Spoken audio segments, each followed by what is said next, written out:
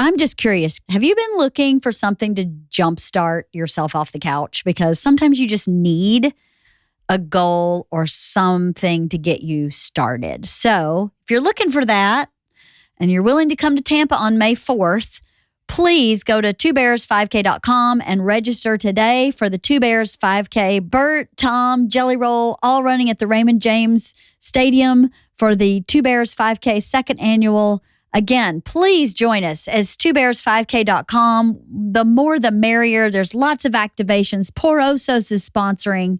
It's going to be an amazing day. So come run and party and recover with us. I was in a t-shirt and a pair of panties, just screaming at him, slamming doors. Not my behavior. I like that ever. And I couldn't sleep. I was all night just still fighting, just so angry. And I finally went to sleep at like 2 or 3 in the morning. I woke up the next morning and I was like, oh my God, what an asshole. It's like I had an outer body experience.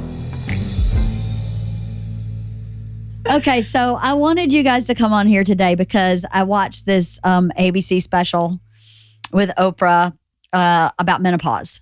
And it threw me for a loop. Some of it didn't, but a couple of things did. And I thought, for one, nobody that I've talked to in our age group has seen this. It only came out a couple weeks ago.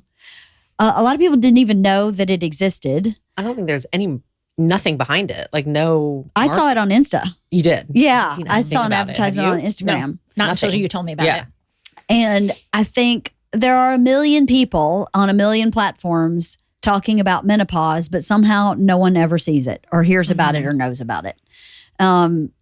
I am not an expert in menopause. I'm just a person who has been through it. I'm still in the middle of going through it. And I don't know. I wanted to watch this show because Cathy's in menopause and Stacey's in perimenopause and discuss almost like a book club, but like a watch club. We can't show this series on YouTube. So like for this episode, I invite anybody who's watching. It's on Disney Plus or Hulu. I think it should be free. I think you should be able to access it free, but unfortunately, I think it's just on Disney Plus and Hulu. To watch it and watch along with it, us if you want, and then discuss or listen to our discussion because we're going to watch it. It's shot just like a TV show. So there's a segment and then a commercial break and then a segment and then a commercial break. So we'll watch to the commercial break and then we'll pause and discuss. So this podcast may look a little different because we're going to be stopping and starting so that we can watch this off screen because we can't show it. It's in violation of some law. Yeah, well, real quick. I mean, so yeah. I guess I think as a producer, I think we should probably say where we are in our journey, if you will. Okay, let's do that. So you are how old and like what's your, you don't have to say exactly. Wow. I have no problem saying how old I am. I know. I have no problem saying my age. I will be 55 in a couple months. Mm-hmm. I started menopause October 2023. Okay. Was my last period. Oh, that's how you know. Yes. My last period was October 2023. Mm-hmm. So in theory, I was done with my period, with menopause October 2024. However, I am still having symptoms, which I have learned from I guess this is very smart. I'm glad you did this. I go see something called a longevity doctor, and she is a woman who helped me through this transitional period where my testosterone, estrogen, progesterone were all wacky. My thyroid was a little wacky, and I was having gastrointestinal problems. So sorry to interrupt, but did you start that pre-menopause? Okay. I started it pre-menopause, okay. But not very long pre-menopause because I was prolonging menopause starting because I continued to be on birth control because my regular doctor said, don't get off birth control unless you use some other form of birth control. I have a husband who's unwilling to use a condom. So I had, what was my alternative? Like a cream, a mousse, a sponge, a push out. I was like an IUD. I wasn't really willing to do that. So because of that, I continued to have my period because it gave me just enough estrogen to keep me out of menopause. The minute I stopped taking birth control, everything stopped. I went immediately into menopause. And she told me that would happen. She said, once you stop your birth control, she was like, everything else is already there. It's just waiting for that moment, for that estrogen level to drop so that you are now in menopause. So that she was accurate. For me, my experience with Denise is her name, for me, is she has been 100% accurate for every prediction she's made for how my body would react to hormone replacement therapy. She's given me like, look out for this symptom or that symptom. If you're having this symptom or that symptom, this is happening in your body. Call me and we'll make some adjustments. She's with Ways to Well in Austin. Her name is Denise Rexrod. I hope I pronounced your name right. But she's really someone who has dove into how does your body function as a complete system? So not just my hormones, but how does my hormones affect my cholesterol? Does my cholesterol affect my brain function? How's my brain function affect my hormones? And just on and on and on. She just has a very in-depth knowledge of what's going on in my body from my blood work. So the first time I went to her, my testosterone was at a 16. It should have been between 65 and 250. So it was very, very low. And all of my other counts were they were all low.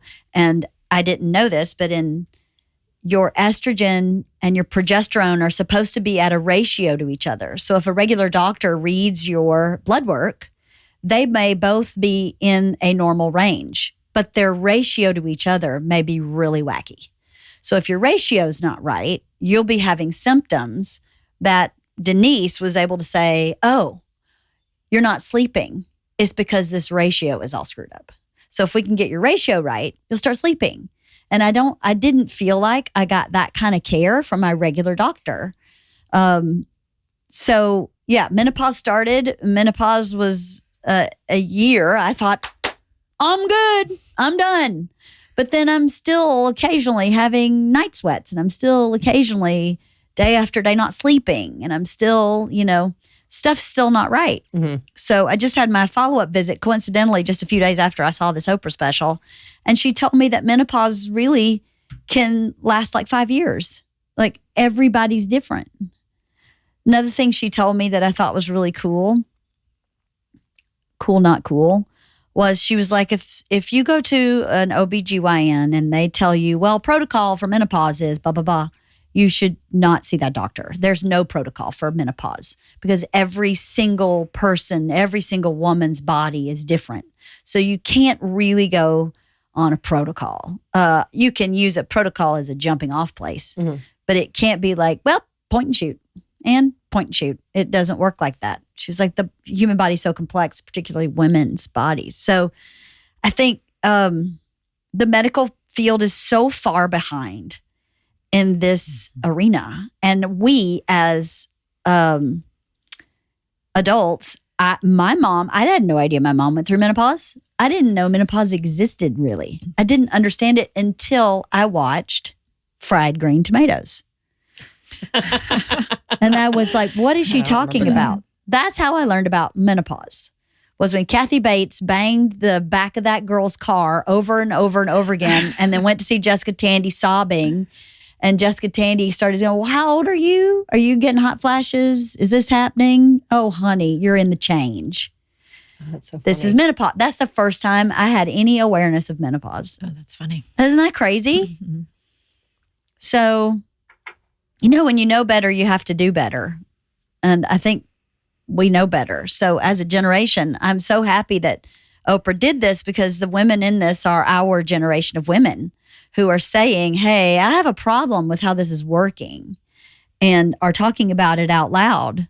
And some of the stuff in here, I was like, oh, whoa, that's crazy.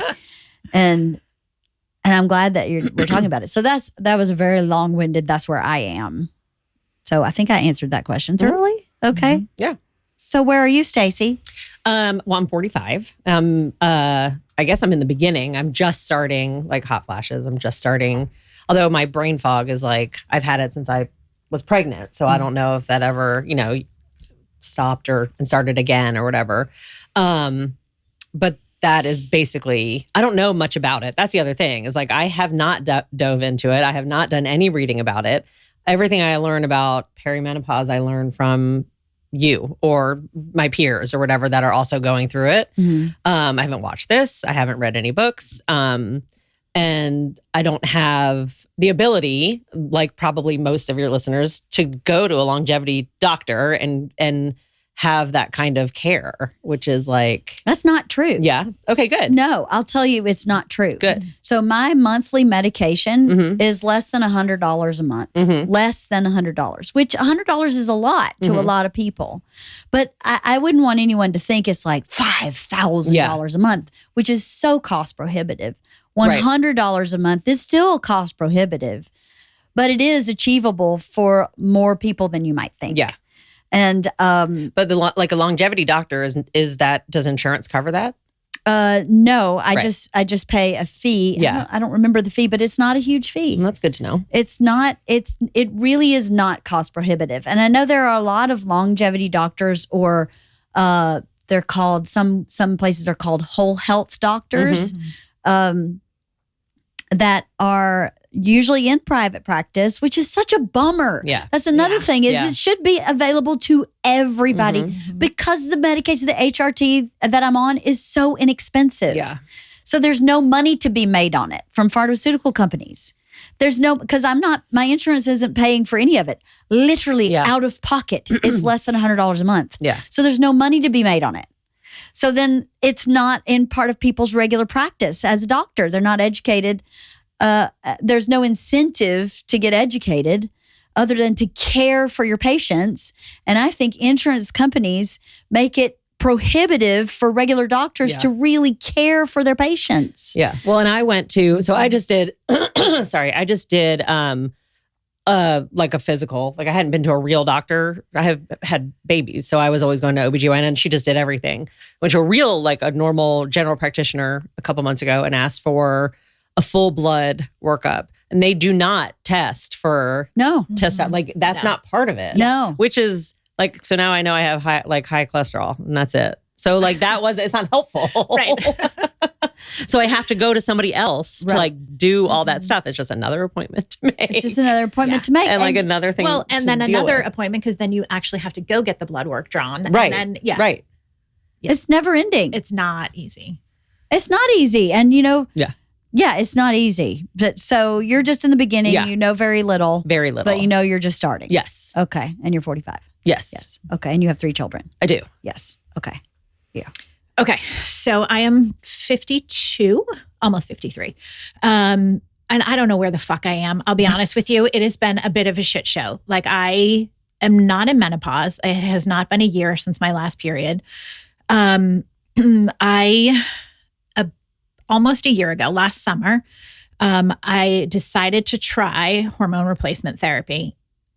It's unclear whether that was a wise decision or not, because I wasn't actually in menopause. My doctor at the time, who didn't give great advice, gave me a prescription, right? So I try it. And it was a shit show, quite frankly. A regular doctor, like a general practitioner? Yes, this was a general Sorry to interrupt. internist. No, And go ahead. what was the medication? Do you remember? I had a combo estrogen and progesterone pill, and then a testosterone cream. Did they suggest it, or did you ask for it? She had suggested it, and I was like, I don't know, I'll think about it. I thought about it, and I was like, I need to do something. Yeah, totally. Right? Because What were your symptoms where you went, I need to do something? They were not terrible. This is the problem. Like, I always think it's not a big deal, right? Did I have hot flashes? Sure. But they were like night sweats, and they weren't that bad. So like, I was like, it's fine. Brain fog. Yeah. I mean, I can't remember fucking anything, but like, it's fine. It's not that big of a deal. Everything I had was like, it's okay. Like, my period was changing. It was weird. It was all over the place. Every 2 weeks, every 3 months. Like, I didn't know, like, it wasn't terrible. But I had no energy. I felt like I was falling asleep in the middle of the day. Like, everything was off. Gaining weight. Like, it just, nothing felt good. Right. So I decided to try it. First 6 weeks, nothing happens. At the 6 week mark, sort of when it got into my system, like I had a number of side effects that were pretty terrible. What Like, were they? my hair started falling out. Ew. I had a 12-day period. My eczema went crazy. I have very mild eczema that flares up every once in a while. I had it everywhere. And then I ended up developing a cyst in one of my breasts. Oh, God. It was so freaking painful. It was awful. And when you stopped the hormone therapy, did the cyst go away? Immediately. What? To the point at which when I went to have an ultrasound to have it looked at, they couldn't even find it. What? It was like within days, it was gone. That happened to me too. Really? Yep. They put me after Isla. I think after Isla, they put me on I was always on Ortho Novum 777. Uh-huh. They put me on a new one that's supposed to be amazing. And Is that birth control, ortho? Yes. Okay. But it was old school birth control. Yeah. It's like that first one they made. It was like the one and only for years. And then after Isla, they were coming up with like the Nuvo ring and this other thing. That's and what I used. I think it was Try something. It was called Try something. I don't remember. And within a very short period of time, I developed a lump in my breast. And it was painful. And I got a mammogram and they were like, "Ugh, this is no good." And my gynecologist at the time, who I really, really liked, said, "I think this may be the birth control because I think this is not working for your body." And she put me back on the Nuvo ring, went away immediately. Mm-hmm. So it was a hormone. Yeah. Because birth control is a hormone. Right. It was clear. Everything started at the same time. And like the second I stopped it, it was gone. And I was like, crazy. okay. So I stopped everything. Mm-hmm. And I was like, all right, we're going to wait and just get everything out of the system and then see what happens. And then turns out my doctor retires. Wasn't particularly in love with her anyway. So now I don't have a doctor. So I talked to my gynecologist and she's like, "Listen, we're going to wait 6 weeks before we do anything. And then we'll talk about it. First of all, you shouldn't have been on a combo pill because then you can't adjust anything. That's you need to be on separate pills so that if something goes haywire, Remember that we ratio? can figure out exactly what's going on." Well, this is the protocol. This is the standard of what you start with, right? She doesn't know shit, apparently. She had just enough information to get in trouble. Yeah. Yeah, exactly. That's right. That probably worked for a number of people. Uh-huh. Like Well, of that course. is the thing that does work for a lot of people. Mm-hmm. Okay, that's great. Or they think it does. Didn't Or work I for think you. that's Yeah, what- but it didn't work for me, Yeah. right? So anyway, and then I did not go back to my gynecologist. I was really gun shy. I was like, I don't know that I want to do this. And then, so after that, I also started having a regular period again. And I was like, you've got to be kidding me. I'm done. And I've been really gun shy. Like, I don't know that I want to go back on this. And then I find out my gynecologist is retiring. Oh. So now I have no doctors. And I was like, you have got to be kidding me. I have a How good old were you? How gynecologist. long ago was So the- this all happened. So I started the HRT last July. Oh, okay. So Everything pretty blew recent. up Labor Day weekend. Oh, so super recent. Super recent. And just recently I started Googling. I was like, how do I get a longevity doctor? How do I? And it's overwhelming. And I'm like, I don't know. None of these people feel legit. Like nothing about it feels good. But just recently, I'm back to the place I was last July when I was like, I'm no longer sleeping through the night. I haven't had a period since December, maybe. So it's been a little while, but who the hell knows if it's a solid year because it hasn't been that long. Right.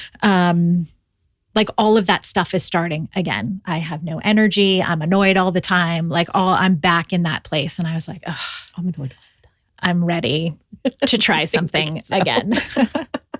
All right, listen up, you beautiful high-functioning party animals. The Two Bears 5K in Tampa, Florida on May 4th is sponsored by the first beverage built to outpace the party.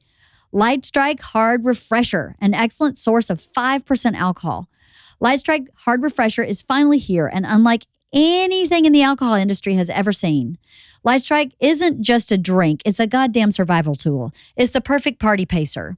Why choose between fun and function? This hydration drink-inspired cocktail brings its own self-care to the party with a crushable mix of coconut water, sea salt, and 5% alcohol by volume. It's non-carbonated, gluten-free, and a great alternative to fizzy hard seltzers or sugary canned cocktails. Light Strike comes in a resealable sports drink bottle, giving you control over how hard you go. Want half now and half later? No problem. Want a little more alcohol? Try it with a splash of Porosos or mixed into your favorite tropical cocktail. Light Strike Hard Refresher is launching nationally this month with 2 flavors, lemon lime and orange mango. Drink them cold or over ice and just watch how fast it disappears. It's crazy. They are delicious. And getting dehydrated is part of drinking alcohol, but this helps you stay hydrated. And so it's kind of a win-win. It's almost like an espresso martini. You're up and you're down. This is dehydrated, hydrated all at the same time. And they're delicious.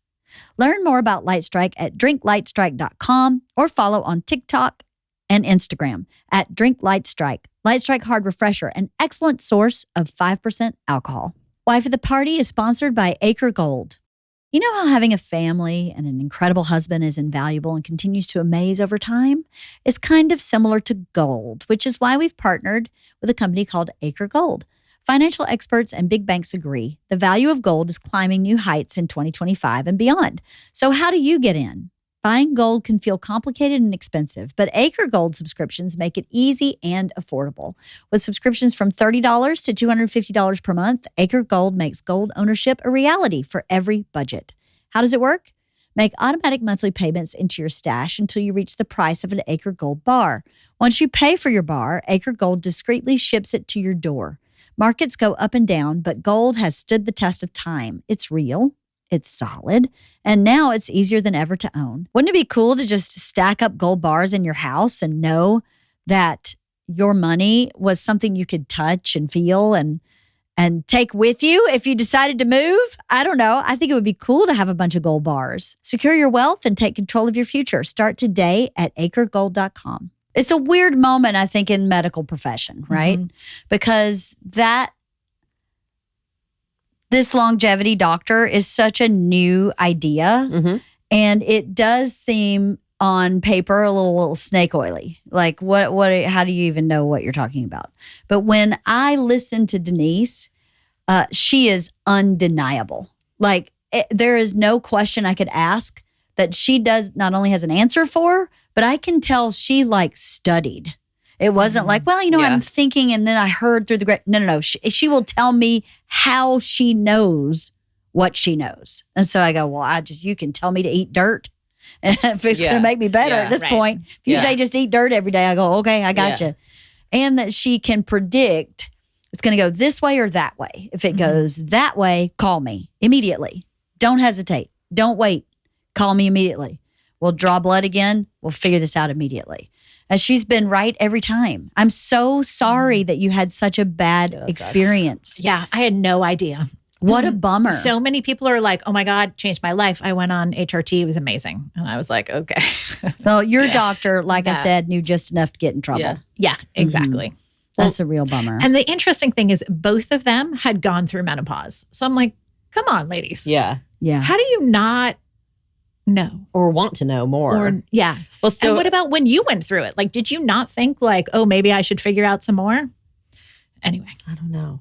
I find much of, I was just talking about this the other day downstairs of I don't have enough, this is going to sound so stupid, body awareness of myself to be able to correlate what is what and what's happened. You know what I mean? Yeah. So we were talking about it with alcohol, I don't have enough body awareness because people are like, oh, tequila, that makes me, do this or whatever. And I don't have that. I don't know. I've never really paid enough attention to know that when I drink tequila, this happens. Yeah. I just started doing that with red wine. I know makes me angry.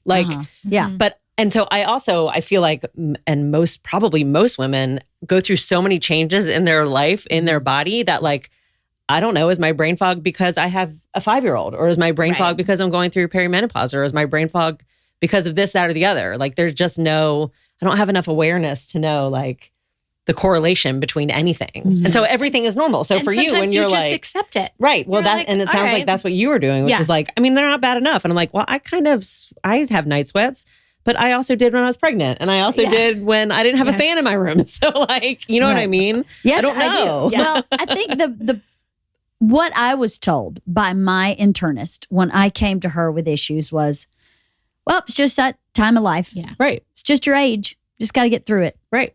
Okay. And I agree. Some of that is true. Some of that is you just got to get through it. But then from what I've learned from Denise, and I am no expert. I don't want anybody to think that I think I'm some expert. Yeah.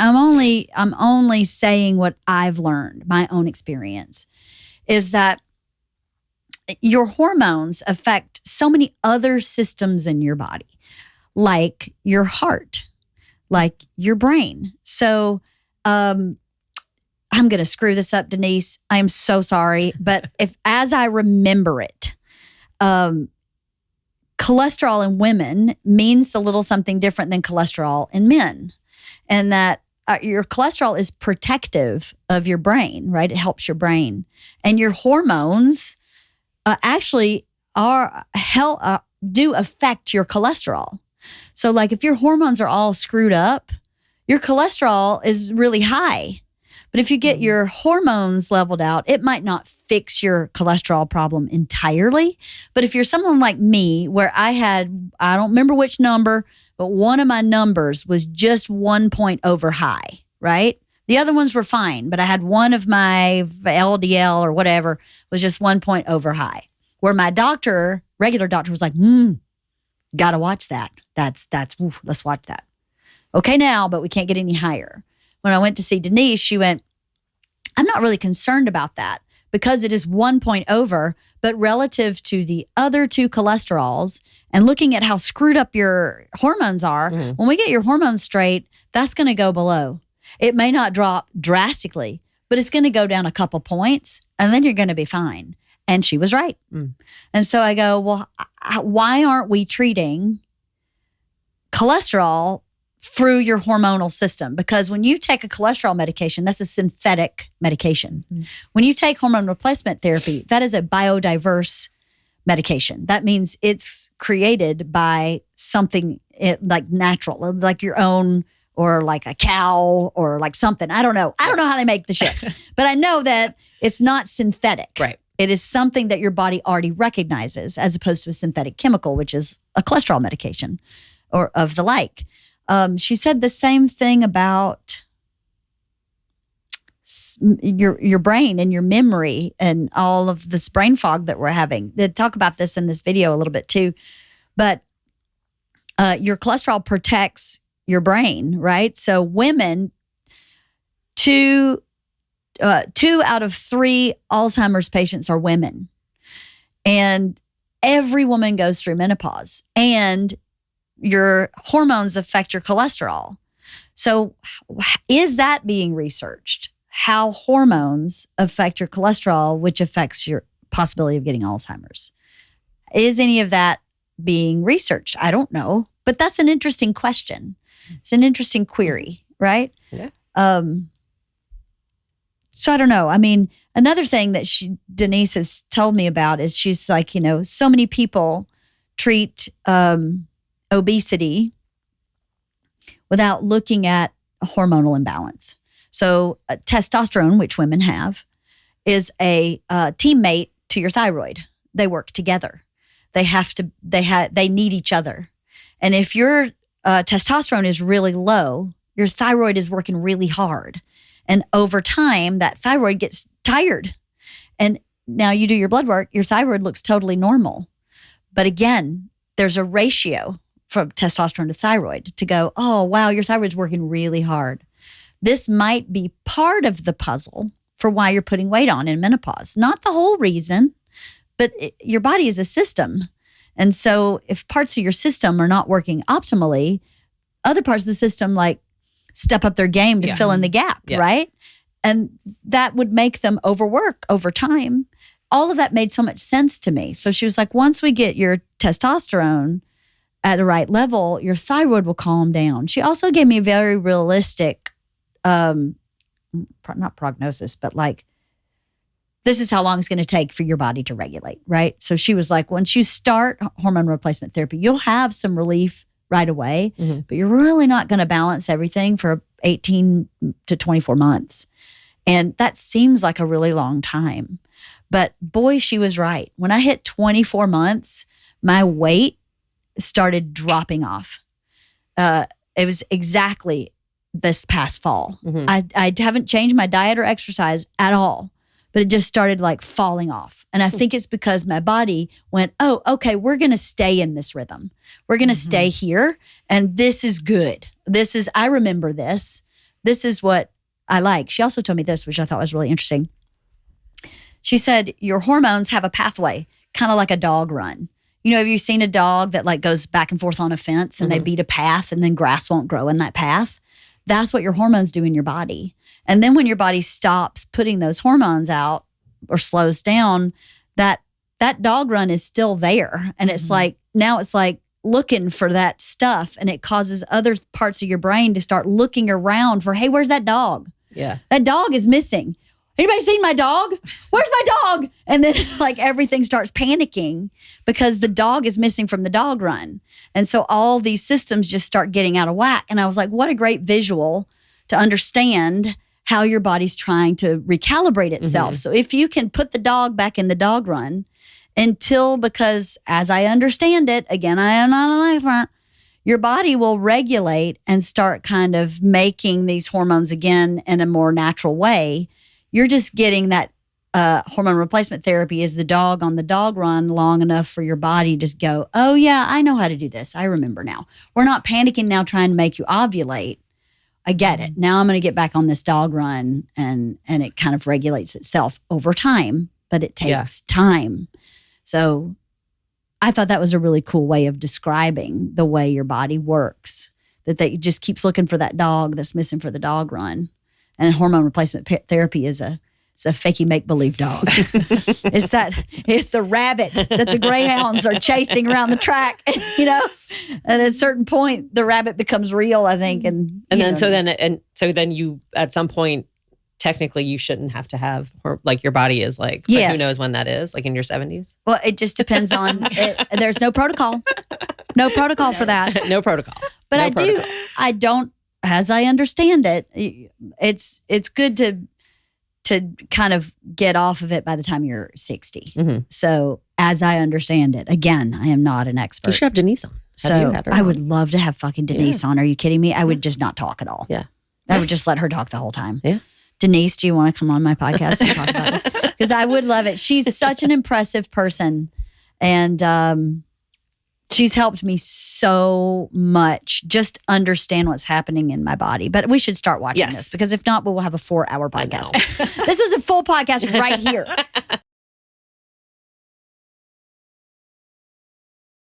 What do you think so far? 35 years old? Yeah, that's crazy. Oh yeah, that is crazy. Had no idea that, right? Yeah.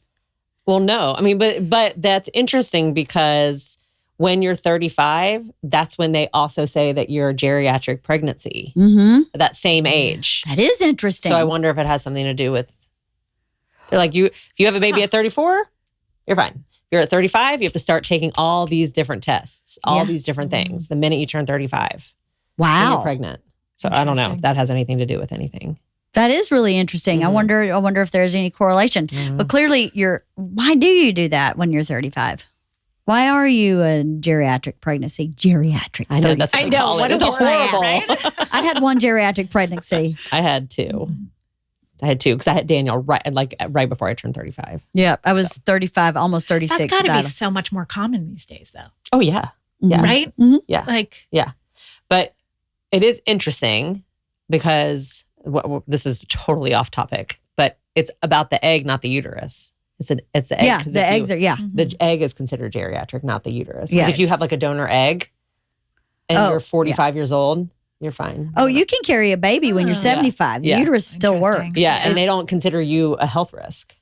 Anyway, that's neither here nor there. I don't know. But I immediately saw itchy. All I am doing right now, I'm so itchy. You are? I am. And I have been on and off for a couple years. You're so menopausal. Super itchy. And I'm like, I'm obviously in perimenopause. Well, that's the thing. It's like there's so many different symptoms that you're like, I don't know. Like, is it's it? like crazy. Like all of us, like we were looking at this one list of like the top 10 symptoms, right? Frozen shoulder is like a thing. I was like, what are you talking about? What's How does that even shoulder? Like a friend of mine has it currently. That's why we were looking at it. I don't even know, but like there's something that happens with your shoulder where like you can't raise it. They call it frozen shoulder, and it's a super common menopause symptom. Do you remember Sandy? And you're like, leaning? Yes, That was frozen shoulder. Yeah. Yep. It's frozen shoulder, and it happens to women in menopause. It happens to very few men. It's one of the top 10 according to this I've list. never even heard of it. Yeah, isn't that crazy? Oh, it's so painful. It's Really? legit. Yes. Yeah. Sandy could not raise her arm. Yeah. Like above, like she thought she'd torn her rotator cuff, and she went to physical therapy for 8 months. What? Yep, I think it was 8 months or 8 weeks. Does it just anyway? go away It was one an day? 8. No, she had to go to McKell. That's why she went to McKell. Is she went because the physical therapist. She went to a chiropractor, physical therapist, like medical massage people. She had acupuncture. Nothing was getting rid of it because it was part of her hormone shift. But McKell And not one person was like, oh, hey, you're in the age range where maybe this is happening to you. It was perimenopause. Yeah. It was perimenopause for her. And so he worked on like her posture, like hardcore worked on her posture. But I think really in reality, it was that combined with it just progressing through her body. Yeah. You know, and it was like he was able to give her relief so that the hormones, when they regulated, it went away. But it was awful. Remember, she used to lean and just circle her shoulder. It was really bad. Crazy. And he had her do like extreme stretches on it that were super painful to like break up the fascia. I think it just creates a bunch of fascia in your shoulder. It's really bad. Great. Yeah, but can you believe the reason I paused it was because Oprah inarguably has access to the best doctors in the fucking world. Yes. Right. And still couldn't get a diagnosis. Yeah. Nobody went 48. Maybe. Yeah. That's insane. She had to wear a heart monitor. How insane is that? That's crazy. That we're looked at as like almost like non-gendered. Does that make sense? How old is Oprah? I don't know. She's probably 71. 71? So you say, 48 was 25 years ago. I mean, that makes sense though, because 25 years ago, I think that could have happened 5 years ago. You think so? Absolutely. I agree. Yeah. it probably can happen now, but the conversation is getting better. Yeah, it's definitely getting better. Yeah. But yeah. I don't know. But Oprah, even 25 years ago, you would have thought that for her, you know, not that she should get any better health care than any of us, but she definitely has unlimited access financially to whoever can help her. That's what blew me away. Yeah. Okay, should we continue? Yes. Today's episode is sponsored by Acorns Early. April is Financial Literacy Month, the perfect time to start teaching your kids the value of money. And Acorns Early makes it easy with their Smart Money app and debit card for kids. Acorns Early Chores Tracker teaches kids that hard work pays off. Just set up tasks in the app, set up a payment amount, and tick the chore off when it's done. Savings goals help kids turn savings into a habit. They can even choose their own target dates and turn on the optional autosave feature to help them get there. Kids get a new sense of independence when they spend what they earn with their very own debit card, and they get to choose from 35 plus customizable card designs. Plus, kids can build up their money knowledge and their confidence with bite-sized financial lessons. The Acorns Early app has tons of fun, interactive courses that help kids learn about all things money. Money is a hard thing to talk to your kids about, and sometimes it's kind of over their head, but setting up a chore chart where they can see what they're earning based on the tasks they complete is a great way to start teaching your kids about literacy. I think I would have done that with my kids if Acorns Early had been there when they were young. Ready to help your kids grow money skills that will last a lifetime? Just head to acornsearly.com/wife or download the Acorns Early app to get started. Sign up now and your first month is on us. Acorns Early Card is issued by Community Federal Savings Bank, member FDIC, pursuant to license by MasterCard International. T&Cs apply.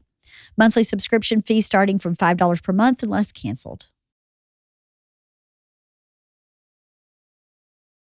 A couple things that Halle Berry said I wanted to talk about. One is I saw another I saw a divorce attorney talking about divorce after menopause. And what she discovered in talking to a doctor who was some expert. I'm so screwing this up. She talked to some doctor who was an expert in menopause, or at least treated women with menopause, that something happens post-menopausal where women have a lower tolerance. So that liberation, or I don't care what anybody thinks, I think is part of that lower tolerance. And what the divorce attorney said was women that are through menopause get divorced because so many things they let slide in their marriage that they could no longer tolerate. They could no longer, like, I think the example she used was like, if a guy popped his gum, you just let it go, and whatever. And then after menopause, you're like, that's actually a deal breaker. Like, I can't live with you if you pop your gum. He doesn't stop. And she's like, I'm out. I can't stay here. And that's a little scary. And at the same time, I think it's really good information to have, because then if you know that is, maybe you've been tolerating things you shouldn't have that were counter to what made you happy. Obviously, we have to tolerate other people's behavior and we have to be patient, and it's not like my way or the highway. That's not what I mean. But I think there are moments when women in particular leave themselves behind for the sake of their family, their child, their husband. They leave parts of themselves where they go, oh, I'll just figure that out, or I'll just ignore that. And that seems to, from what I understand from this and from the other lady I listened to be less doable for a woman, that they, for whatever reason, they just don't tolerate the same thing. And how helpful that would be for that person's spouse to hear that on the other side of this, popping your gum might have been okay for the last 30 years, but we got to renegotiate popping your gum. What are you going to say, Well, Stacey? I was going to say, it's interesting because when you say that, I immediately think like the other side of it. It's like popping your gum is like I think immediately of the women that were like, it's fine. He yells at me. I can tolerate that. And like the more extreme versions. Yeah. And then as you get through it, you're like, you know what? I don't need you to be yelling at me all the time. Yeah. Or I don't need you to abuse me or blah, blah, blah, blah, blah. And that, like, I would never have thought like the leaving the clothes on the floor. Yeah. That's not where my brain would have gone. I think it's like a spectrum, yeah, right? It has to be. It has to be. There has to be a spectrum. And when you think about like procreation, right? You need a man to make a baby.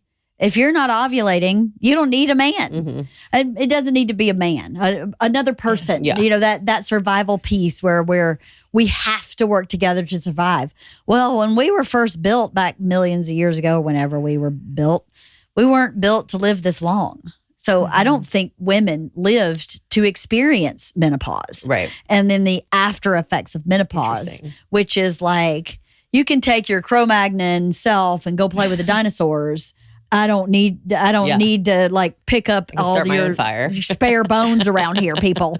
But I don't know. I just thought it was really fascinating because I do find myself not tolerating some of Bert's habits as well as I used to. And knowing that I live with someone who's a slob and I am not a slob, and I've been able to kind of work around it, but it bothers me no more. And I just thought, well, we've been together so long, my patience has run out. But when I hear that, I go, oh, this is just my new normal. And I need to figure out how to help him adjust to me being less patient as well as helping myself, because it's not fair for him to be living with someone who never had a comment about the popping gum to all of a sudden be like, that is nails on a chalkboard and you must stop now. I mean, that's not fair for him either. Right. So to have that information is helpful in my opinion. What are you experiencing any like decreased tolerance? Yeah, absolutely. Like just stupid shit. It's stuff like that where you're like, it doesn't matter. And you're like, oh my God, I might kill you this second if you don't stop. You know what I mean? Yeah. And it's like stuff that really doesn't matter. But man, I'm ready for liberation. Right? When is that happening? Like, can we get there? That's what I'm taking away from this. Like, agreed. I'm ready. Well, and so, that. and I'm like, I'm like, well, Poor I mean, Stacey, you got 10 years. well, girl. no, I know. Buckle up, baby. But also it's Sorry. like, I mean, it goes back to the like, it's like, is that another symptom of menopause, or is it just like, it's really annoying? Like, you know what I mean? Like, Yeah. again, it's Yeah. the whole self-awareness thing that I'm missing. Like, I'm missing some synapse or something that's like, oh, I can correlate that to that. Whereas I'm like, Yeah. oh no, that's just really annoying or whatever. Right. You know, Well, I don't know. I don't know either. But it's interesting to me. I know for my experience, because there's no protocol. Right. For my experience, there's stuff that really didn't bother me that bothers me. Perfect example. I have never been sensitive to noise, like to being in a noisy place. And I notice that I am very sensitive to being in a noisy place, even in this office. Like if I am at my desk and people are laughing and noisy in the kitchen, it irritates me. And I am happy people are noisy because they're usually laughing and having a good time. And I don't have any problem with that. But it's almost like it's hitting a nerve. Yeah. Right? So Yeah. it's not like an emotional reaction even. It's like a nerve or like a chemical reaction to it. Yeah. I feel that way in noisy restaurants. If we go to a restaurant and I know we're going to have to talk loud to each other, I don't want to be there. That never bothered me before. Yeah. A dog barking in the neighbor's yard and I'm like, and I'm like, I have 2 dogs. That doesn't bother me, but it does now. Yeah. So to me, that's a real, that has nothing to do with Bert. That just Right. has to do with my body tolerating certain things differently. Yeah. And I never knew that was part of menopause until I heard that lawyer talk about that. And I went, oh, that's interesting. And I think it ties in with you don't really give a shit what anybody thinks anymore. It's all sort of the same thing. But Halle Berry talked about being out of this rage space. Like she said, you get out of the rage and then you're in.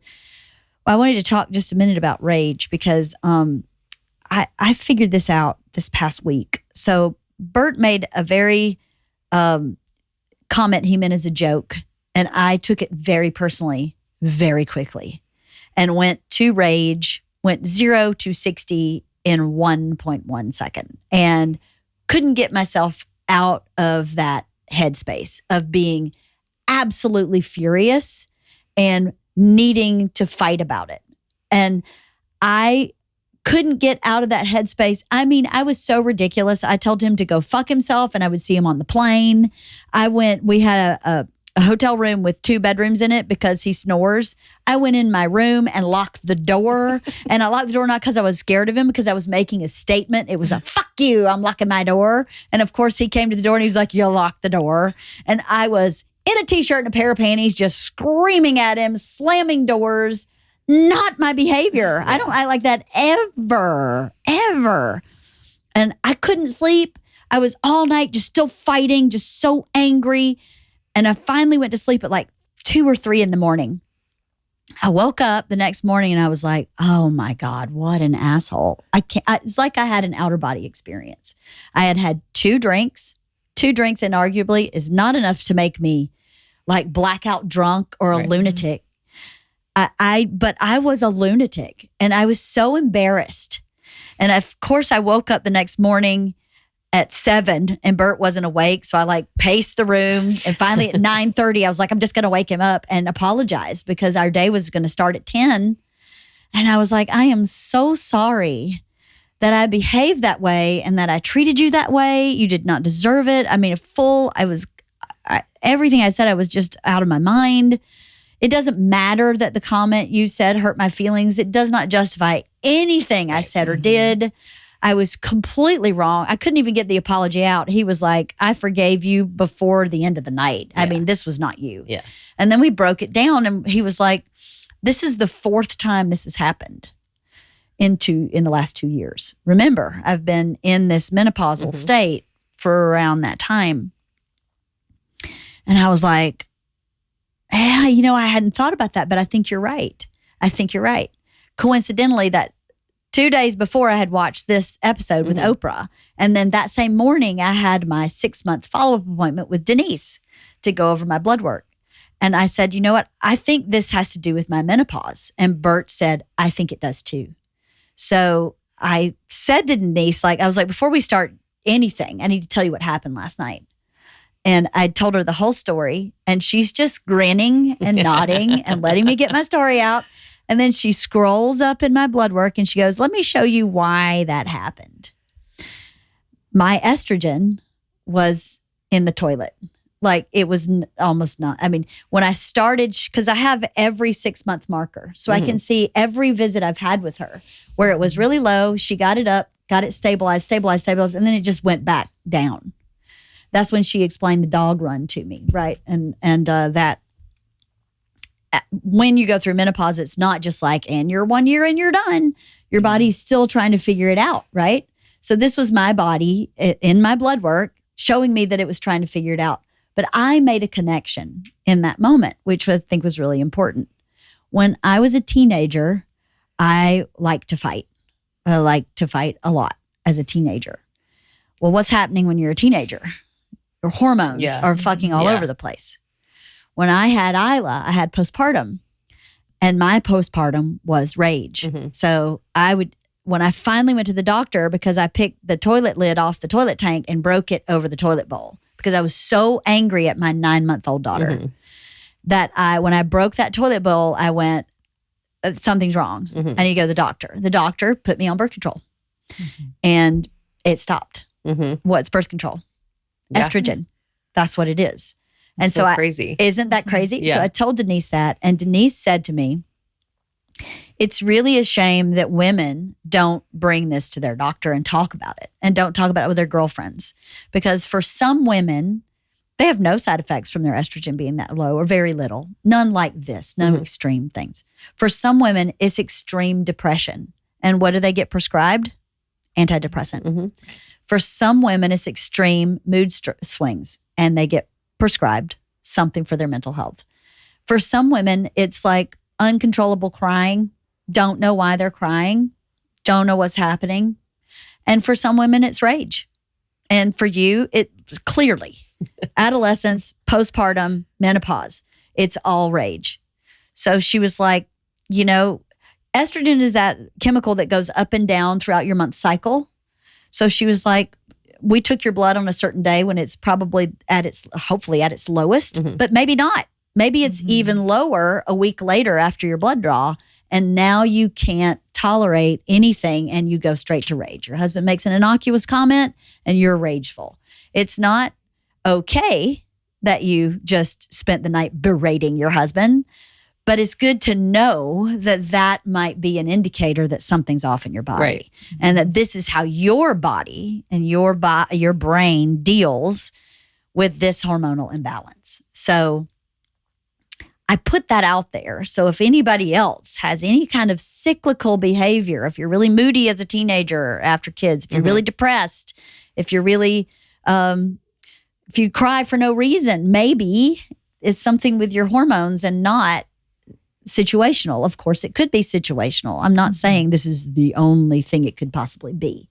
But for me, that made so much sense. And then I was able to go back to Bert and go, this is what she said. And he was like, oh my God, that makes so much sense because you were like this after Isla. This tracks for me, for the way my body works. Crazy though, right? That is crazy. Isn't that crazy? Yeah. I was so embarrassed that I had behaved that way. I felt absolutely terrible. And I don't know how in the moment I could have reeled myself in, except to have just left the situation, which is what I did. And I fought with him for hours in my brain. Hours with no recognition that was Looney Tune. Yeah. Yeah. Until I went to sleep and woke up and went, that was Looney Tune. It was really crazy. That's what a psychotic person does. Yeah. I am not psychotic. Yeah. Yeah. I mean, and that same thing when I thought about it, that those 4 times he talked about, it was exactly that. Exactly the same thing. One time, Isla just said something about cleaning her closet. And I went off on my whole family about how I do everything and they do nothing. And I have to live in their conditions and no one lives in my conditions. And I like things tidy and you just all fuck with me. And I was cursing and screaming at my whole family. Mm-hmm. And as soon as I left, Bert was like, Isla went, what was that? That was the first time it happened. So nobody knew what it was. Right. And I all just went, we're just going to pretend like that didn't happen. So no one ever brought it up. I didn't bring it up. We never talked about it again. Swept it under the rag. Yes, exactly. Crazy though, right? Yeah. Yeah. Well, it's funny that you're talking about like, not exactly that, but that how very often people are just prescribed stuff for their mental health, right? Like I've been complaining about the sleep issue for so long, whatever, not having any energy. And one of the things my doctor said is, if this doesn't work, we're going to try antidepressants. And I'm like, that's so fascinating that's somehow a more acceptable route or medication to go down than anything with your hormones, right? Like that's not even talked about. And this is, a gynecologist who, whatever. And maybe that is a valid thing or whatever, but it's really interesting that is where people lean.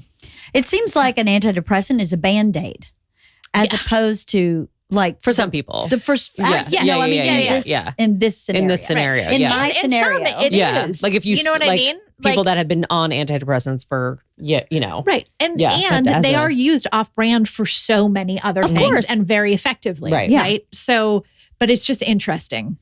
It is interesting. That like the hormone is not the go-to. It's not the first thing they look at. Yeah. Where you should, right? Mm-hmm. At least rule it out. At least say, well, no, our hormones are imbalanced. This is a different type of chemical imbalance. But what would that chemical imbalance be if not hormonal? Yeah, but even still, right? Like, what if my hormones are all in the normal range? Yeah. Which is so typical, right? Yeah. Like, does anyone actually understand that there's a ratio? I mean, clearly someone does, but not enough Yeah, people, that's right. right? So if you fall within that normal range, that doesn't necessarily mean it could have been the day you had your blood draw, right? Yeah. Yeah, it could have been so many things. Yeah. Well, what she actually said to me was she felt like it was a perfect storm because she felt like 2 drinks, the drinks I had were vodka cranberry. It's quite a lot of sugar in cranberry. I don't really eat sugar much. So I had an influx of a lot of sugar all at once with hormones low. I'd eaten hours before. I had my first drink at like 10:30 and dinner was at 6. So I probably didn't have enough food in my body. I wasn't like falling over, tripping over myself drunk, but I definitely was tipsy. And she was like, that just lowered inhibition just a bit with this sugar rush, with this low estrogen is just a perfect storm. And Bert made a comment about me having lost weight, which I have lost weight, which is effect of this menopause kind of calming down. And he had complimented me no less than 4 times that day on how great I looked. Told me I was beautiful, told me I looked amazing, and just made a yuck, now that you're skinny joke. And I was like, what did you say? It was so crazy. Yeah. So she was like, it just was the perfect storm. And it's that tolerance, right? Where you're like, all right, so Bert makes like stupid jokes or whatever. Like, who cares? Like, it's nothing. It's like an innocuous comment. And then all of a sudden you're like, I'm gonna kill you. Yeah. Yeah. Well, so I am like, this is what I'm coming away with when listening to you guys talk is this whole like, well, I'm 45 years old. Let's say I'm just starting on this journey. Like, and so now I'm like, okay, well, I get irritable with this. And then like, maybe it's, and then in my same brain, I'm like, that's just an excuse. That I'm just making excuses for myself. That menopause is an excuse for bad behavior or for these things. Yes, I understand that is what's going on in my brain right now. It's like, well, no, I mean, I need to be held accountable for of course the actions that I do. 100%. But this isn't, I can't use it. But is it this? But that's just an excuse. Maybe I'm too young to be, Well, I'll tell you. Going nuts in here. To speak to that, I'm going nuts in here. That's menopause. I'm just kidding. To speak to that, I took full accountability for my behavior. Totally. I literally said, that was not okay. Yeah. That was not okay to speak to you that way, to react that way, to behave that way. There is nothing that I did that was okay. Right. So I don't excuse I don't use that to excuse my behavior. What I do though is say, if I start getting in that place again, I would hope that either I would be able to say to myself, hold on, I might be gearing up to that place again, or that my partner can see it coming and go, I think you may be getting in that place again. I'm going to take a walk and go to the bathroom. I'll be right back. And give me enough time to process. Hey, maybe that won't work. Maybe it won't. But I'll tell you this. She told me how to adjust my estrogen that day because she was like doubling my dose. So I just doubled my pill. Easy peasy. She was like, do that today. And let's get you kind of starting to regulate. And hey, maybe that's snake oil. Maybe it is an excuse. Okay. I'll take it. Yeah. As long as I don't do that again. Yeah. I don't want that. And maybe it's snake oil and an excuse, everything I'm talking about. But I feel great. I'm functioning better. I look better. And okay, then I'll take the snake oil because the result is, placebos work too. Sometimes people really believe they're getting treatment sometimes. Yeah. And if that's your perspective, that's not my perspective. Not your perspective. Anybody listening's perspective is this is bullshit. Okay, well, the bullshit's working for me. And I believe Denise when she tells me the science behind it. Yeah. Because she can show it to me. And then she can tell me. And she can tell me where she got that information. So I'm sure I could go look it up, but I believe her. And I don't want to spend my time reading medical journals. Totally. What are you going to say? Nothing. No, I agree. You're great. No idea. Like, who's going to go do all that research? That's what the doctors are there for. That's what why, they're for. That's why you go to them. Yeah. Right? Yeah. They are supposedly the expert for a reason. You trust their guidance. Yeah. So. Okay, we should do the next one. This is literally going to be the longest podcast we've ever done.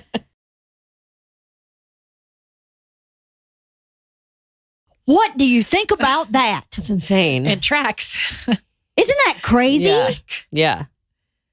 When I saw that, I was like, what the fuck? Yeah. That makes so much sense, right? Yeah, 100%. Yeah. It is the zone of chaos. Yeah. Well, it just makes it feel like there's no normal. Yeah.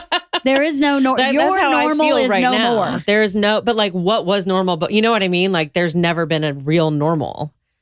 Like, yes, there is. Your body ovulates normally, regularly every 28 days. So whether you feel normal and you're walking around the world, your body is normal. was regulated, right? Unless you have some other health issue, most typically healthy women have this 28-day cycle that's very predictable until it's not. Yeah. And so that's an undeniable piece of science. Right. So whether your life in general is chaotic or not, your body was less chaotic in its systemic monthly cycle. Right. And now that your body's thrown into that fucking... But that, I guess my point being like that can start slow or it can start fast. Yes. And then it could have started at 30. You know what I mean? Like at 35, yes. Who knows when that chaos started for you? It could have been like one, you know what I mean? Like it's just, there's no, from 14 to like in your mid 20s, maybe, but like then as the eggs start it's just like, there's no telling when it starts and how long it starts and how fast it goes. And it's insane. I think it is hard to tell when it starts, but there's symptoms. Sweats. Yeah. I mean, I started night sweating years. Me too. Like even years just ago. your cycle, right? Like, I've been regular forever. And like, it has been a shit show for 2 years where I'm never prepared. It could be 2 weeks. It could be 3 months. And I don't know. Like sometimes it is all over the place to the point at which I started tracking it because I was like, I don't fucking know anymore. Yeah. Right. And then they would be like, when was your last period? I'm like, I don't know. I have no idea and I can't figure it out. And it's all over the place. Like just it looks like that. Yeah. I don't think I've ever really been regular. Oh, no? No. So unless I was born in perimenopause. Unless I was on birth control. Yeah. I wasn't ever really regular. But again, that goes to the whole self-awareness. Like maybe I wasn't paying attention. Did I have a period? I don't know. Stacey. Maybe it did hit the first of every month. I think your problems are deeper than menopause. I think you may need to see a therapist. I'm just kidding. But yeah, this to me is undeniable science. Yes. Yeah. Yes. This is undeniable science that this happens in every woman's body at a certain point. Even if your perimenopause is 2 years long or 8 years long, whatever it is, this is coming your way. And it's good to know that that's what's happening in your body. It is good to know because I thought I was crazy. I was like, I don't understand why it's all over the place. Like it's never been like this before. You know what I mean? And now It's just an excuse. It's just an excuse. It's just an excuse. But you see, when she showed you the 4 hormones that work together and then the decrease in egg, it makes complete, that makes total sense, right? Yeah. Yeah. This blew my mind. This part, and then the neurosurgeon they talked to later, and I was like, I got to talk to somebody about this. I have to process this. 40%. Yeah, that's crazy. 40%. That's crazy. Yeah. 40 fucking %. Crazy, right? Yeah, that is crazy. Well, I thought my brain went straight to, does infertility and early menopause have any correlation? Perimenopause? Yeah. I don't know. Because if you're not producing eggs, are you in perimenopause? are you like more likely to start perimenopause earlier, or are you know what I mean? Mm-hmm. Like, good question. Yeah, I wonder if there's an infertility versus. Somebody answer that question. Well, yeah, but that's only one cause of infertility.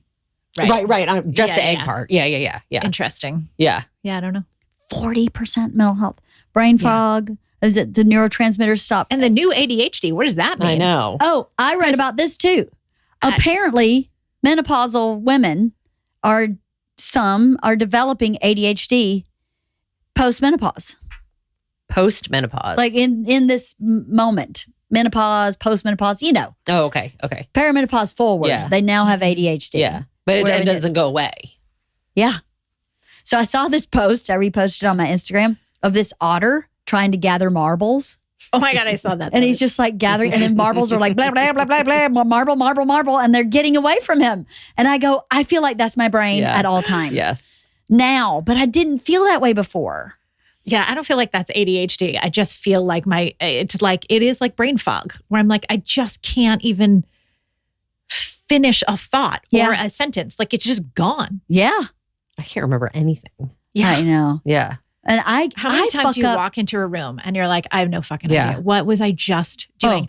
I literally am like, I'm going to look up something. I sit down at my computer. I'm like, I don't no know idea. what I'm doing. Why am I here? I fucked up the lyrics to Hotel California. That's impossible. What? It's impossible. Impossible. And I go, I know that's not what that says. I've sung that song 1 million times. Excuses. Just kidding. Oh my God. Your karaoke career is over. I know. Over. I know. I barely got Loretta Lynn out at the Iron Bear gay bar in Austin the other night. It was hard. Thank God they have the words posted. But reading them then. But you got to have your readers on. You do, yes. I did have my readers on, by the way. Okay, just 40% blew my mind. Yeah, that's crazy. And I saw you react to it. Yeah. So I was like, we have to stop discussing. Oh my God. Okay, let's keep watching. 6 days in her residency. That's insane. 6 hours. 6 hours. It was 6 I thought you hours. said 6 days. 6 I thought hours. she said 6 hours. I thought she said 6 hours. Did she? Yeah.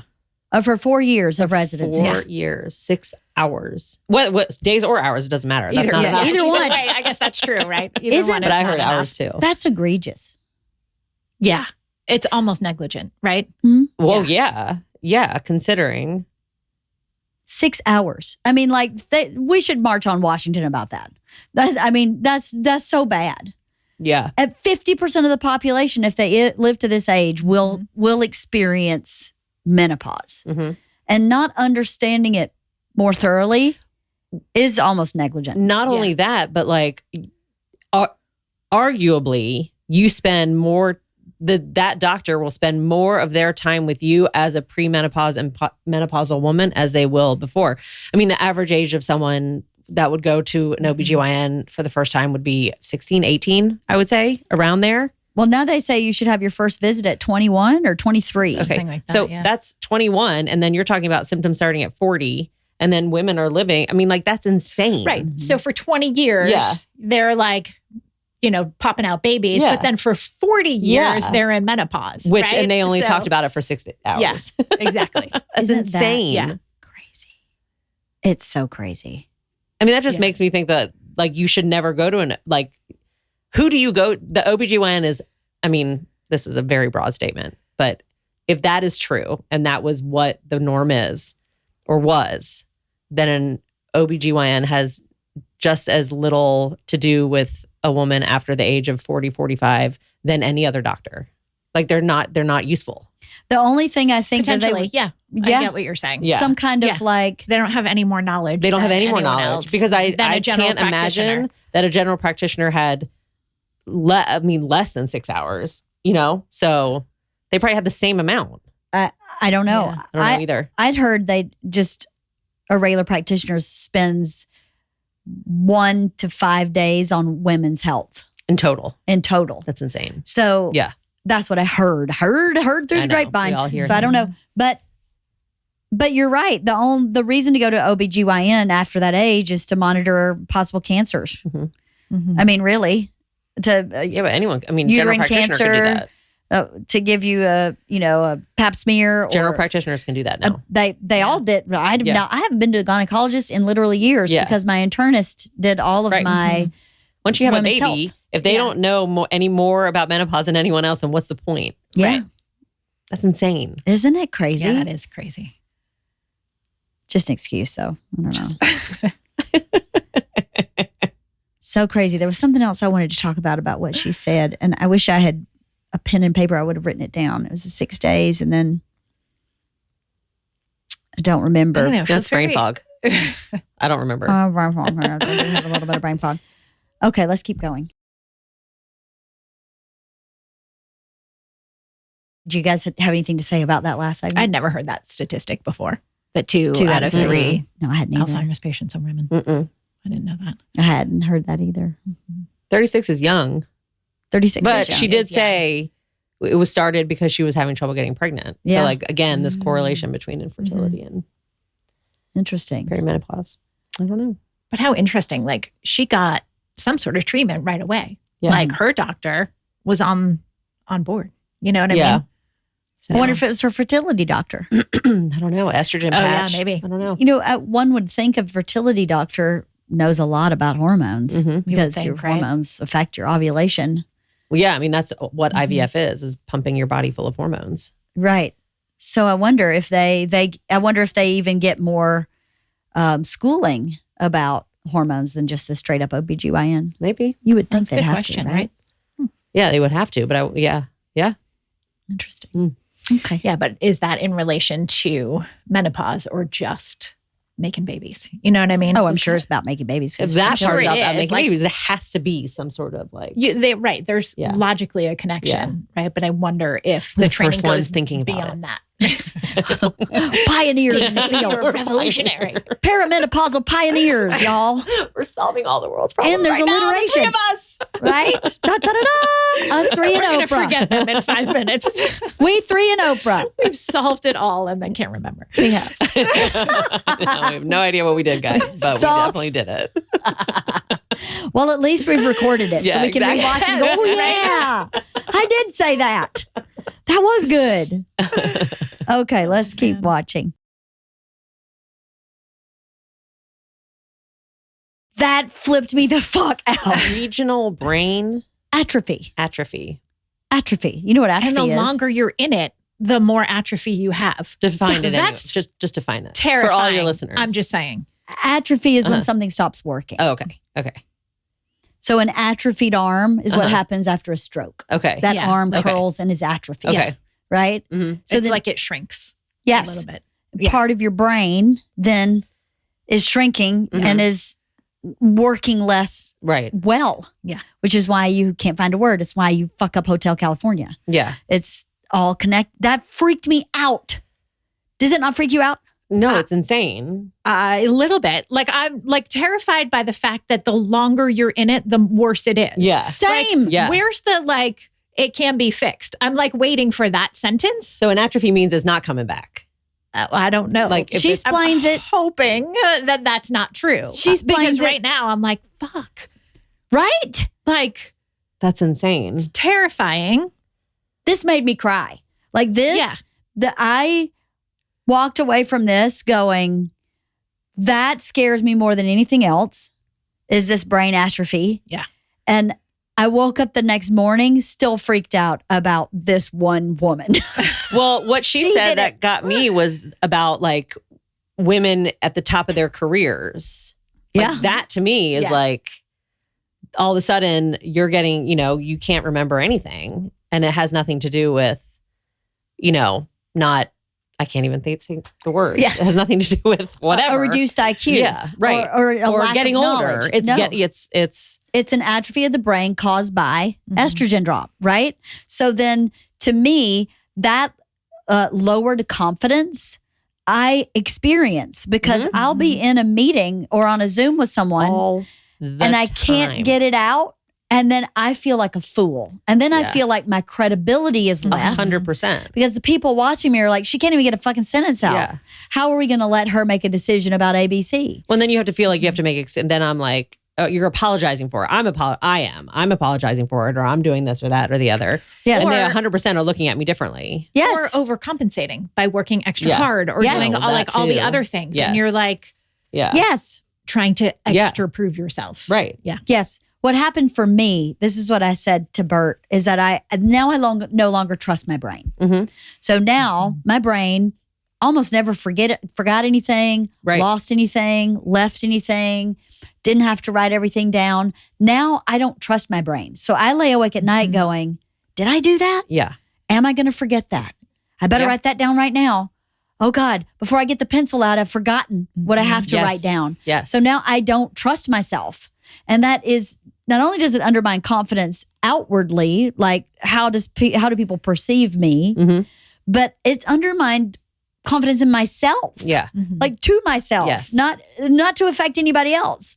Like I have to put so many more systems in place to checks and balances to make sure that I haven't missed something. That is fucking exhausting. Yeah. Yeah. Yes. Yeah. You know how many notebooks I have downstairs? My dashboard. My dashboard just for professional stuff. Then I have a book for only personal lists. And then I have a calendar so I can see it all out this way. It's insane. Yeah. And then it's what I find with what you said is like, for me, I hate what it does to myself, my own self-worth more than what it is outwardly. Yes. Because now I feel like I'm not good enough and I can't really do the job that I was hired to do, or I'm not, or it's like, It's a chicken and egg thing, Yeah. right? Yeah. One thing feeds the next and that thing feeds it. And you just, it's a big circle where you feel like shit about yourself and then you project that to other people and you believe they think shit of you. Yeah. And then you feel shit about yourself. It's this horrible cycle. Yeah. I feel that way too. It's the opposite of self-love. correct. Yeah. And what I've been struggling with or thinking, not struggling with, but thinking about is, why do I do that to myself? Like, why do I remain in a position where I allow myself to feel that way, right? So this is an extreme. I'm just talking extremes.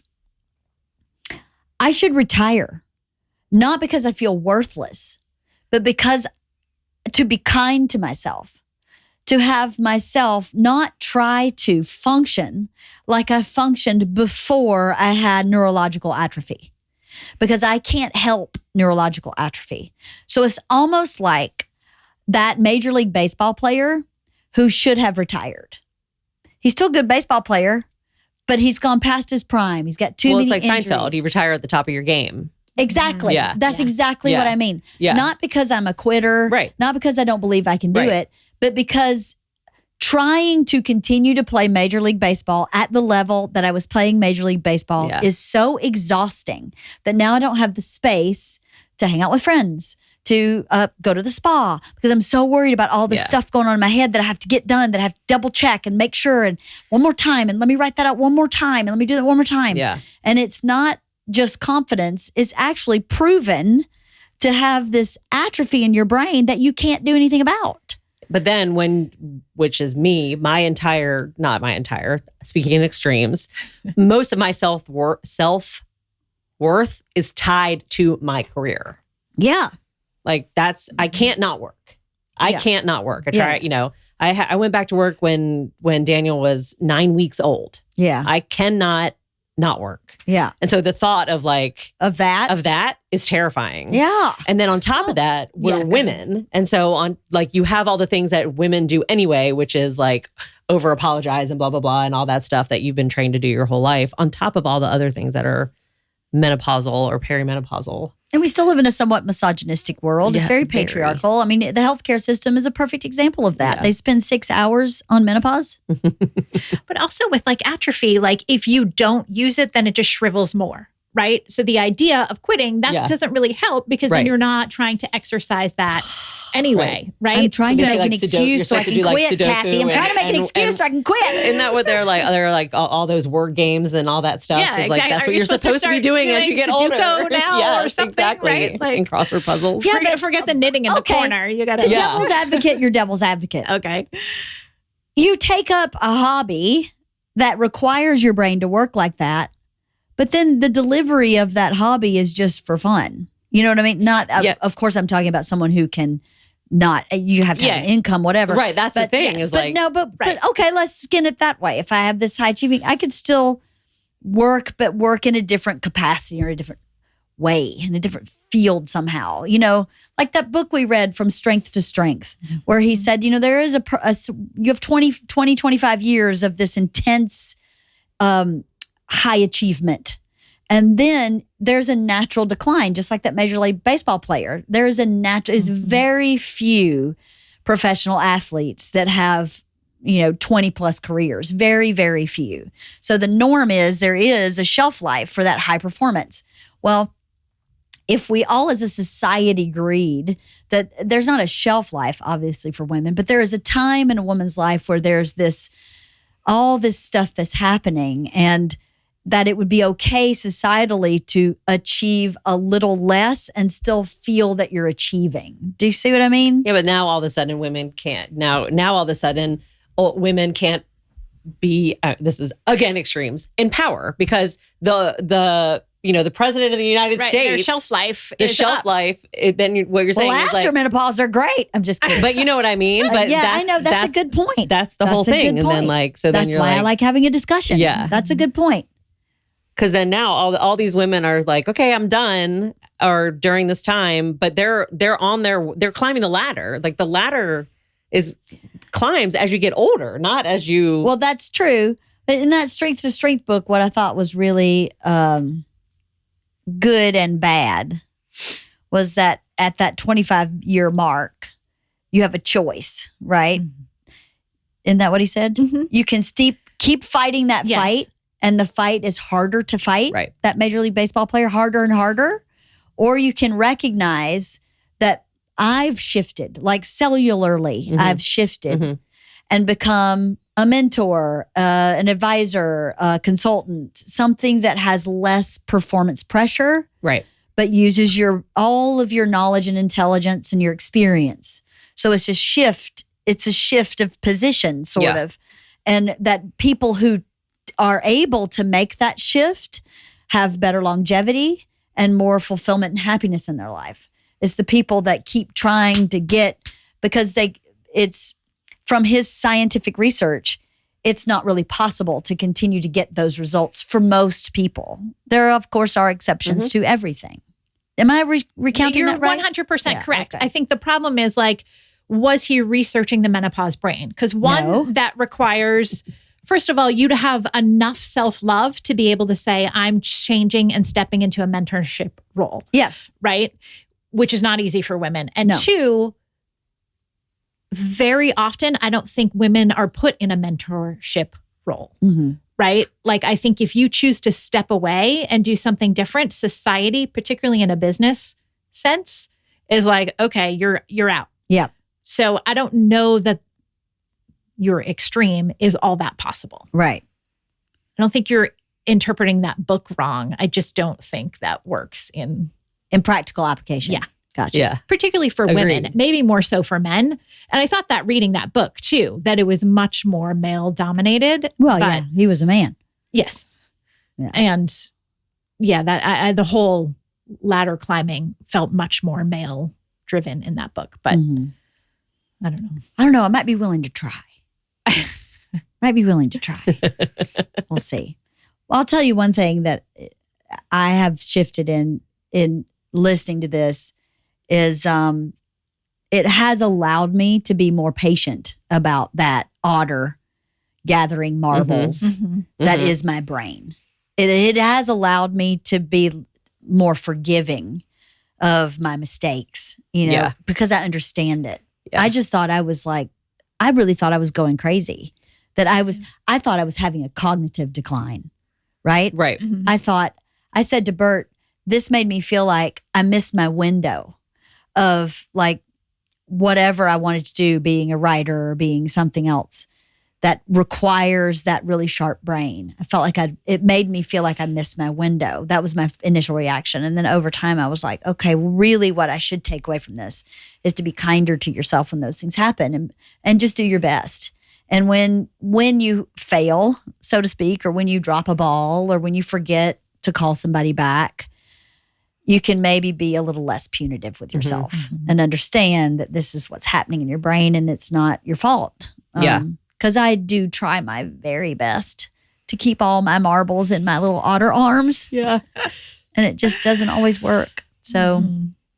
Well, and then it's also like making sure that everyone around you understands. That's the bigger concern, That's it. Yes. That's it. It's like, that's it. And when I rage against Baker, that he can be like, and not think I'm just trying to use it as an excuse. Yes, right.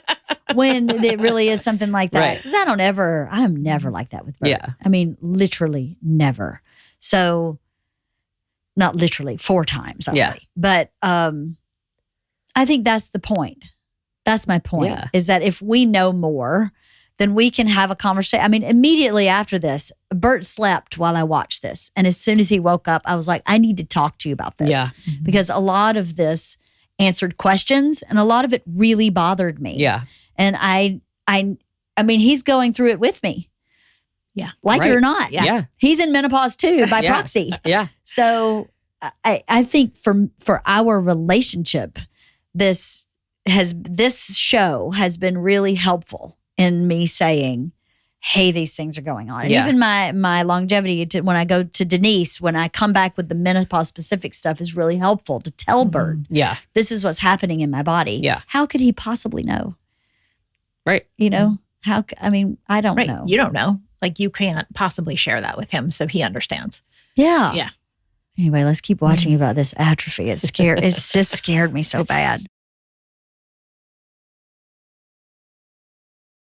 All I've heard, I haven't heard anybody say, is estrogen and all that stuff, hormone treatment, is that supposed to also help the brain? Because all I'm doing is hearing that it helps with the physical stuff. Yes, that's what she said. She said a reduction in estrogen is what causes this atrophy. Right. And what she just said was, at first symptom of perimenopause should go start. Okay. You should start okay. it. I missed that part. Okay. That's what she just said. I think we just unpaused it.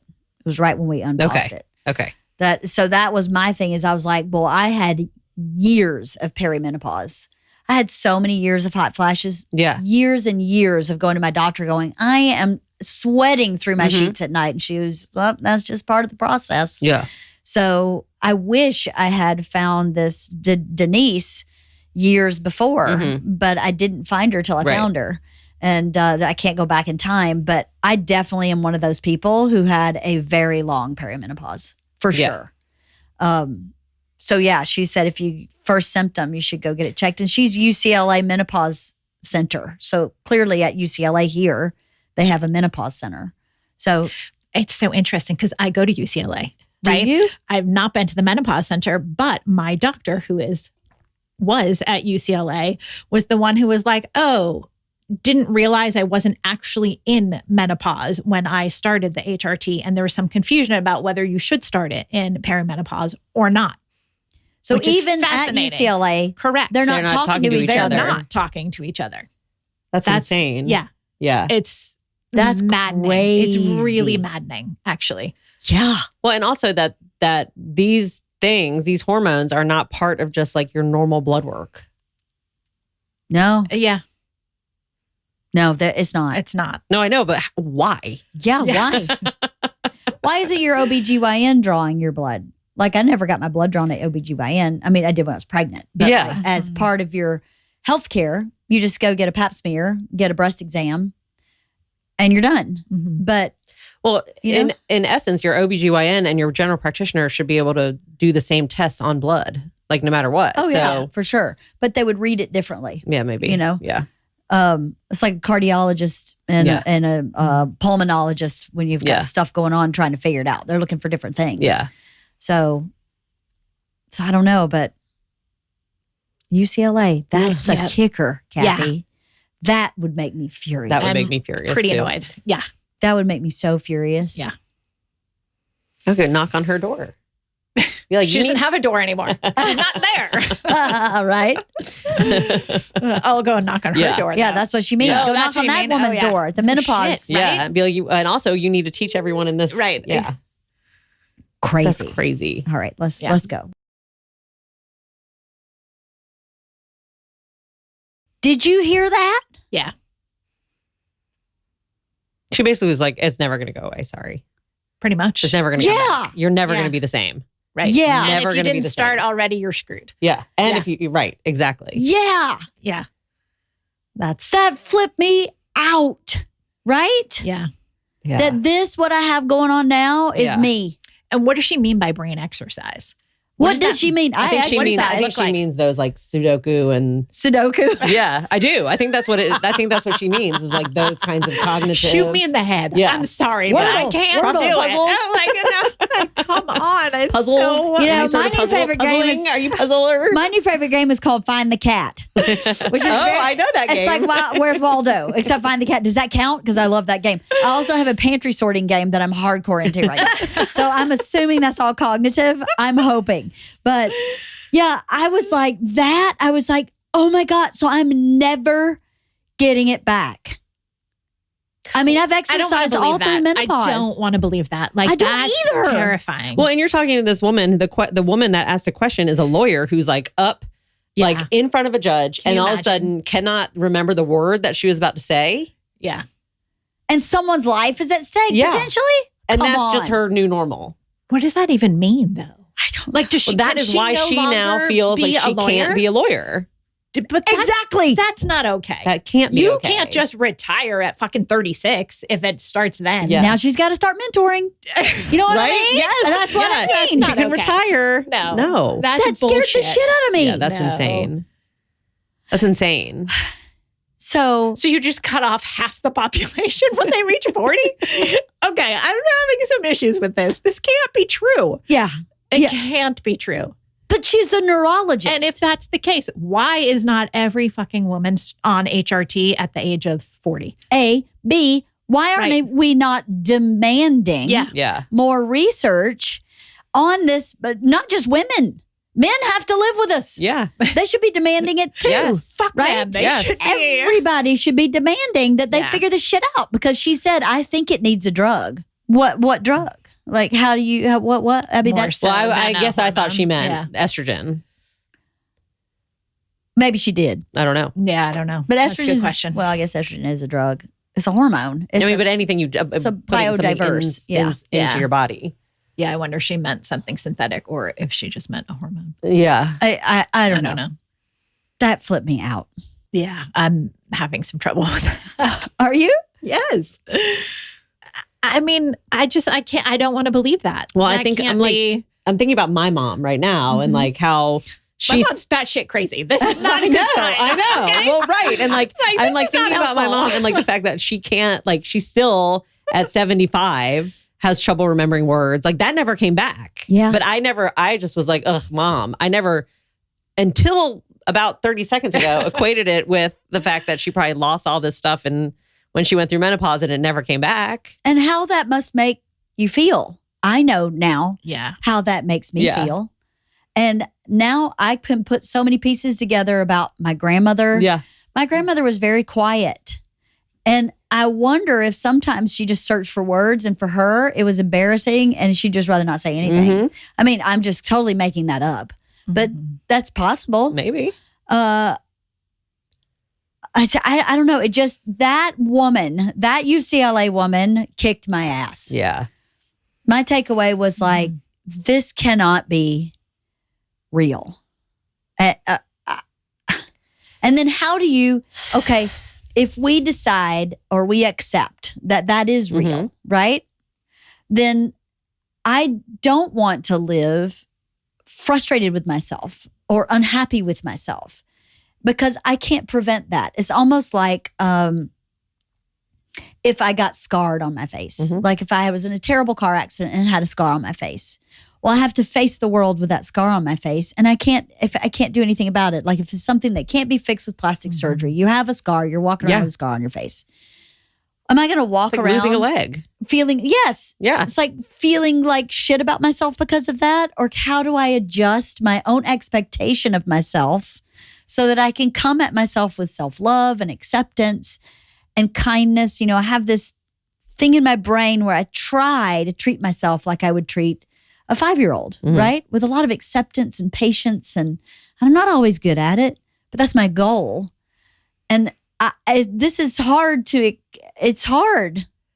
Well, I think generally speaking, women are hard on themselves. Like that's just by nature. So now on top of that, you're just going to tell me I'm never going to recover from this. And so I'm not going to be able to treat myself nicely. As much as you can give yourself self-love and care and come at yourself with kindness, right? Society is not on the same page, right? No. Whereas when you see somebody who's lost a leg, you empirically feel compassion and give them grace. When you see a middle-aged woman who can't find the right word, you're like, fucking come on, lady. Do you know what I mean? Yeah. Yeah. So I don't, it's really hard to give yourself that self-love when no one else is willing to give you that. Right. So what do we do? I don't think we're going to solve that problem right now. I think we remove ourselves from society entirely. And we create a compound of all menopausal where's women. The compound? And then we all just stutter to each other. Gay, da. And then we all understand that we don't know what the fuck we're saying. Yeah. Everyone's cognitively atrophied.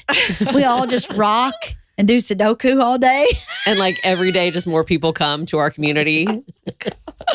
Yes. This sounds terrible. It's like The Stand, right? Where all of a sudden people just start showing up. But we can't remember who they are. So it doesn't matter. I know, it doesn't matter. Yeah. Don't anyone's name. No. Everyone's got to wear a name tag. But you need your readers to see it. Exactly. We just have a lot of alcohol. Oh, God. We call it the missing memory land or something. I don't know.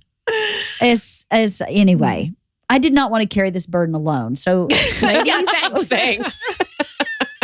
I couldn't do it alone another day. I was like, who can I rope into this bullshit with me? Christine Pierce, you're on the block too, lady. I should be watching it. I know, she is. She's in here too. She's just not in here because she's scared of the camera. But anyway, should we finish it up? Yeah.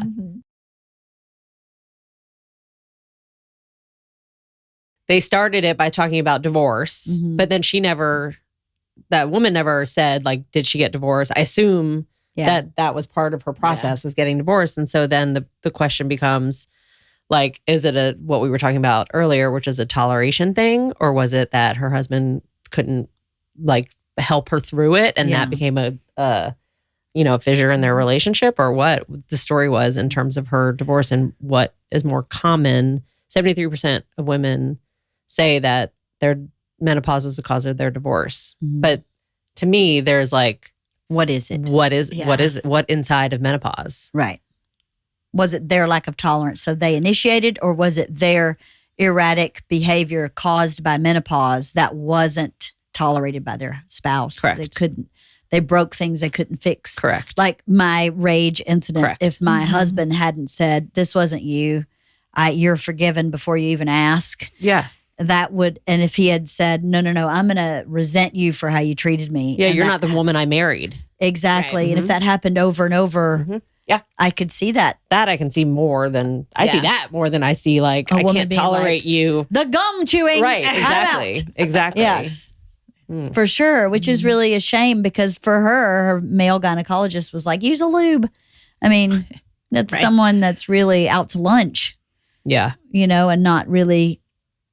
I think women a lot of times are like, okay, honey, oh, you're just emotional anyway about things. It takes a lot more to be heard. 6 visits. That's the thing in her. Yeah. It took 6 visits to get diagnosed to be in menopause. 6. How long would it take you to schedule 6 appointments with your doctor? Oh, Jesus. Yeah. I mean, and generally you're seeing your doctor like once a year. Right. Yeah. That's 6 years. Yeah. Yeah. It's That's crazy. insanity. It's insane. Crazy. So this poor woman, she clearly, Yeah. like Denise described, Yeah. that some women have rage, some women have deep depression, some women have emotional outbursts. Some women have it all. Some women have it all. Right. She had a cocktail, baby. She did. She had a little bit of Poor everything. woman. Yeah. Poor thing. I know.